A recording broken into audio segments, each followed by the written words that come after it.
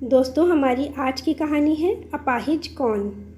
आदेश अपने माता पिता के साथ आज पहली बार लड़की देखने जा रहा था। माँ की दिखाई हुई 7-8 फ़ोटो और बायोडेटा में यही शैली की फ़ोटो उसे पसंद आई थी। शैली ने बीएड एमएड करके अभी पीएचडी की थीसिस सबमिट की थी और केंद्रीय विद्यालय में पढ़ा रही थी। आदेश अपने माता पिता से बहुत प्यार करता था। बड़ी बहन आकृति की शादी हो चुकी थी, इसलिए वह एक ऐसी लड़की से शादी करना चाहता था जो अपनी नौकरी के साथ घर के लिए भी समय दे सके। और शैली के बायोडेटा से उसे यह संभावना नज़र आ रही थी। घर से यही सोचकर चला था कि अगर सब कुछ ठीक रहा तो आज ही वह हाँ कह देगा।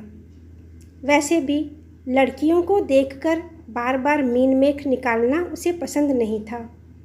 तय समय पर वे सभी पहुंच गए।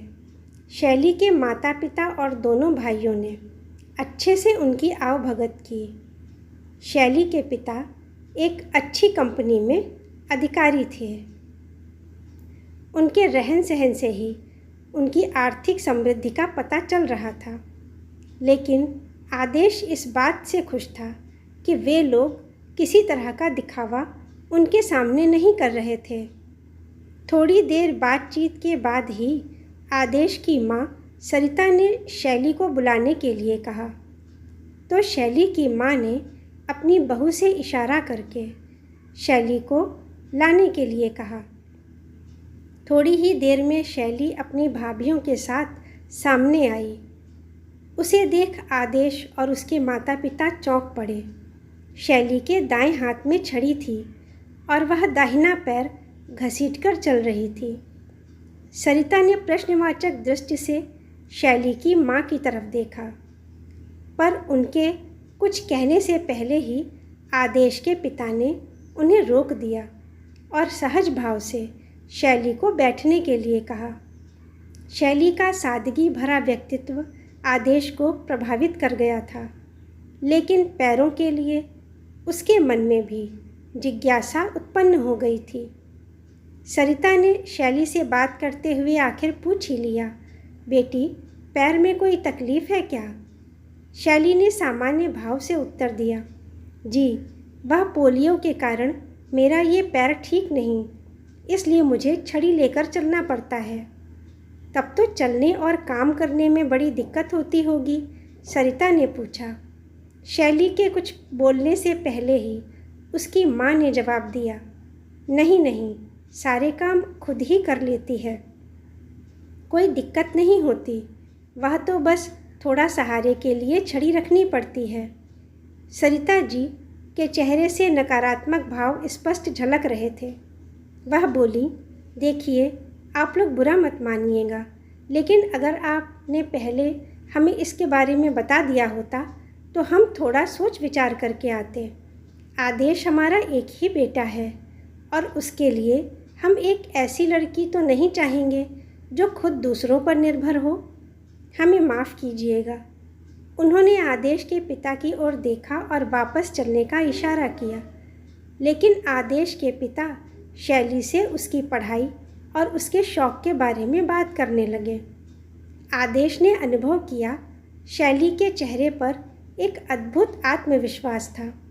पिता के कहने पर ही उसे शैली के साथ अलग से बात करने का अवसर भी मिल गया।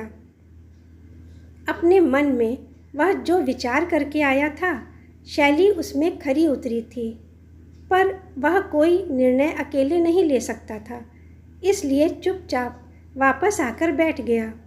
माँ के चेहरे के भाव उसे समझ आ रहे थे। शैली के माता पिता और भाइयों ने उसके सर्वथा समर्थशाली होने के प्रमाण देने का प्रयास किया, लेकिन सरिता जी ने स्पष्ट मना करते हुए कहा, आपकी बात ठीक है, आपकी बेटी अच्छी है, उसे उसके अनुरूप ही कोई अच्छा वर अवश्य मिल जाएगा, लेकिन हम अपने बेटे के लिए किसी अपाहिज या विकलांग लड़की का सपना नहीं लेकर आए, इसलिए इस रिश्ते की उम्मीद न रखें। शैली के माता पिता एक बार फिर समझाने का प्रयास करने लगे। तभी एकाएक शैली बोल पड़ी, रहने दीजिए पापा। फिर सरिता जी की तरफ मुड़कर बोली, आपने बिल्कुल सही कहा आंटी जी। कोई भी माता पिता अपने बेटे के लिए अपाहिज बहू नहीं चाहते। आपके मना करने पर मुझे कोई दुख नहीं, क्योंकि मैं आत्मनिर्भर हूँ। दुख इस बात का है कि इन्होंने मुझे पढ़ा लिखा कर इतना योग्य बनाया ताकि मेरी इस कमी को छिपा सकें। आज वो नहीं हो पाया। आपका समय खराब हुआ, इसके लिए मैं माफ़ी चाहती हूँ। शैली की बात सुन सरिता जी चुप हो गईं। बिना कुछ बोले तीनों वहाँ से चले आए। रास्ते में तो कोई चर्चा नहीं हुई, लेकिन घर पहुँचते ही सरिता का गुस्सा फूट पड़ा। आदेश के पिता ने उन्हें समझाने की कोशिश की कि पैर खराब होने पर भी शैली सब काम करने में सक्षम है और योग्य भी, लेकिन सरिता इस बात पर अड़ गई कि वह एक अपाहिज लड़की को अपनी बहू नहीं बना सकती। आदेश ने उस समय कुछ भी बोलना उचित नहीं समझा।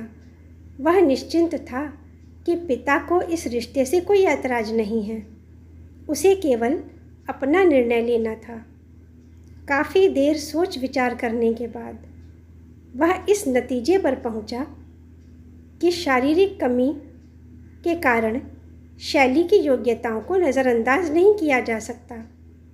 अतः उसने माँ से बात करने का निर्णय किया। अगली शाम आदेश जब ऑफिस से लौटा तो माँ ने एक नई फ़ोटो और बायोडेटा उसके सामने रख दिया और कहने लगी, आज ही यह कोई परिचित दे गए हैं। लड़की किसी कंपनी में इंजीनियर है। तुम देख लो, अच्छी लगे तो उनसे समय ले लेती हूँ। चलकर लड़की देख ली जाए। आदेश ने एक नज़र पिता पर डाली और फिर पलट कर बोला, नहीं माँ, अब दूसरी लड़की नहीं देखनी मुझे। कल जिस लड़की से मिलकर आए हैं, आपने केवल उसका खराब पैर देखा, पर हमें उसमें कोई कमी नज़र नहीं आई। क्या? सरिता ने चौंक कर आदेश की ओर देखा। गुस्से से खींचते हुए बोली, अच्छा, तुम लोग चाहते हो हम रिश्तेदारों और समाज में अपना मजाक बनवाएं कि अपने अच्छे भले बेटे की शादी एक अपाहिज लड़की के साथ कर दी। कुछ तो सोचो, लोग क्या कहेंगे और बेटी की ससुराल में क्या बताएंगे। कोई कुछ नहीं कहेगा माँ, और ना ही कोई मजाक बना पाएगा। आदेश की बड़ी बहन के प्रवेश से सरिता जी चौंक कर बोली, तुम भी इन लोगों का साथ देने आई हो? कम से कम तुम तो मेरी बात को समझो। हाँ माँ, मैं आपकी बात समझ रही हूँ, पर यहाँ बात भाई की शादी की है। अगर लड़की के पैर के डिफेक्ट से उसे कोई ऐतराज़ नहीं, तो हमें भी नहीं होना चाहिए, बेटी ने माँ को समझाते हुए कहा। आदेश के पिता अभी तक शांत बैठे थे। पत्नी के पास बैठकर बोले, समय बदल गया है, हमें भी अपनी सोच बदलनी चाहिए। माना कि लड़की के पैर में हल्का सा डिफेक्ट है, पर वह पूरी तरह आत्मनिर्भर है। हमें तो खुश होना चाहिए कि हमारा बेटा एक नई पहल करने जा रहा है। सरिता जी अभी भी इस रिश्ते के लिए तैयार नहीं थीं। उन्होंने हैरान होकर पूछा, लेकिन हमने ये पहली लड़की ही तो देखी है, यही अपाहिज लड़की क्यों? और भी प्रपोज़ल हैं। आदेश उसमें से कोई पसंद कर सकता है। वो इसलिए माँ, क्योंकि मैंने दीदी को इस कष्ट से गुजरते देखा है। लोग दीदी को देखने आते, सवाल पूछते, फिर कोई ना कोई कमी निकाल कर मना कर देते। आपको कितना बुरा लगता था। तभी मैंने तय कर लिया था कि मैं ऐसा कुछ नहीं करूँगा। मैंने बहुत सोच विचार कर यह निर्णय लिया है। शैली में मुझे कोई कमी नज़र नहीं आई। शैली को यहाँ हमारे साथ रहना है। अगर आप उसके साथ खड़ी रहेंगी तो कोई कुछ नहीं कह पाएगा। सच पूछिए तो अपाहिज शैली नहीं, बल्कि वो लोग हैं जो उसकी योग्यता को परख नहीं पाए। आदेश ने बात पूरी करते हुए कहा। बेटे की बात सुनकर सरिता जी विचार मग्न हो गईं। ठीक ही तो कह रहा है। अपनी बेटी की शादी तय करते समय ऐसे कितनी बार ना सुनी थी उन्होंने। कभी लंबाई, कभी सांवला रंग कमी बन जाता था। कितनी तकलीफ़ होती थी उन्हें। नहीं, वो ऐसा नहीं करेंगी।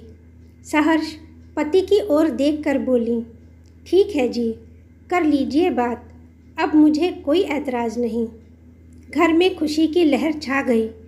आकृति ने पर्स से चॉकलेट निकालकर कहा, लो फिर कुछ मीठा हो जाए। सभी खिलखिलाकर हंस दिए। आदेश अपना मोबाइल उठाकर बालकनी की ओर चल दिया, शैली को हाँ करने के लिए। दोस्तों, अगर आपको ये कहानी पसंद आई है तो उसे लाइक करें और शेयर करें। साथ ही हमारे चैनल को सब्सक्राइब करें। धन्यवाद।